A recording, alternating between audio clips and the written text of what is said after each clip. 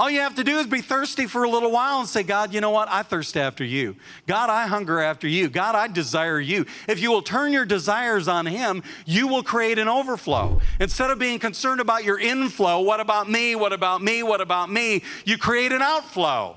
Jesus didn't have to show off in the temple and throw himself off of the temple, because later on he would come back to the temple and he would teach them the word, and he would teach them how to use their faith, and he would teach them how to be healed, and he would teach them and he would train them, and he'd come into the temple and he would cleanse the temple. He would get the temple ready for the outpouring of the Holy Spirit. He came in and he saw the money changers and the people buying and selling. It was just, you know, they had turned it into a marketplace, and it's a house of prayer, and it says the zeal of my Father's house has consumed me. He had a passion, he had an affection for the things of God, and he was just consumed with love for what God loved. And he looked at this picture, and it wasn't a good picture. It wasn't good. It wasn't right. Something had to change. Something had to be adjusted. And instead of just being outraged, he decided that he was just going to change it. He was just going to do something about it. So Jesus started putting together a whip.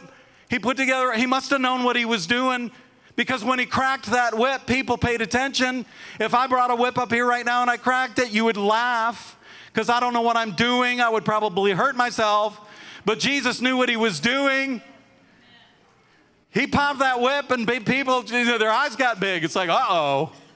You know, here's Israel Jones, you know, with the whip. This is coming to take over here, you know. And Jesus, he gets the whip out and says, watch me whip. Watch me nay-nay, bye-bye. Watch me whip. Watch me nay-nay, bye-bye. You better move your legs. You better move your legs. You better move your legs. What's he doing? He's fixing it.